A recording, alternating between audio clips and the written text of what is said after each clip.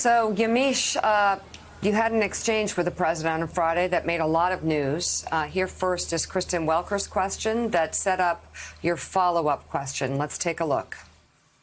Dr. Fauci said earlier this week that the lag in testing was, in fact, a failing. Do you take responsibility for that?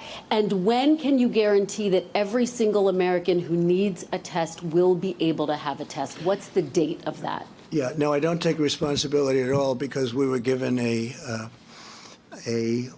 set of circumstances and we were given rules, regulations, and specifications from a different time. Wasn't meant for this kind of an event with the kind of numbers that we're talking about.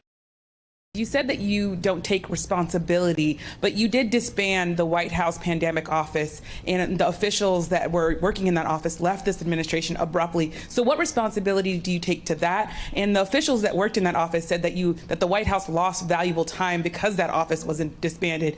What do you make of that? Well, I just think it's a nasty question because what we've done is, and Tony has said numerous times that we've saved thousands of lives because of the quick closing. And when you say me, I didn't do it. We have a group of people. I could ask perhaps my administration, but I could perhaps ask Tony about that because I don't know anything about it.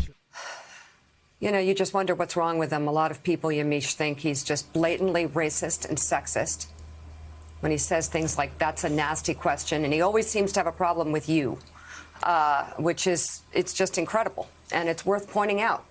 But to your point, and to your very good question, he did shut down that office. He announced it a while back himself. We were left flat-footed without the proper scientists in charge, correct? That's right. The White House under President Obama had this office that was to deal specifically with pandemics. They were going to be monitoring the entire world to look out for things like polio outbreaks or SARS. And the Trump administration in 2018 disbanded that office. Officials left the administration abruptly. Those people were not replaced. And then the president continued to go on as if it was okay. This happened under John Bolton, his national security advisor, and the president now is saying that he had no idea why that happened and didn't have any idea or any responsibility for that happening. Of course, again, this was his administration. But Mika, what this moment really calls for is credibility and leadership and compassion. And unfortunately, a lot of people think President Trump just isn't showing that. You have compassion in the fact that there are people that are so scared, that are crying, that want to go visit their neighbors and can't do that. And you have a president who starts his last press conference talking about the Fed cutting rates. You have a president who is saying everything's under control.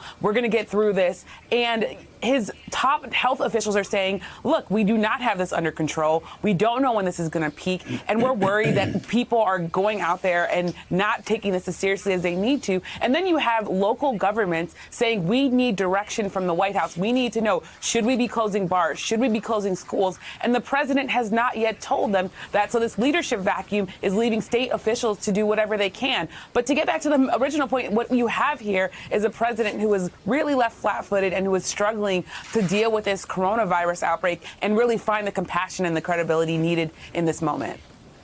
Well, he just couldn't do it. It's interesting, Joe Biden last night, his first words were that his thoughts and his prayers went out to those who were suffering from the coronavirus and who lost their life from the coronavirus. Those are words that the President of the United States still hasn't uttered because he's incapable of thinking about, I guess, if you just judge him by his own words and actions, 100%. by how this is impacting him politically. Thanks for checking out MSNBC on YouTube, and make sure you subscribe to stay up to date on the day's biggest stories. And you can click on any of the videos around us to watch more from Morning Joe and MSNBC. Thanks so much for watching.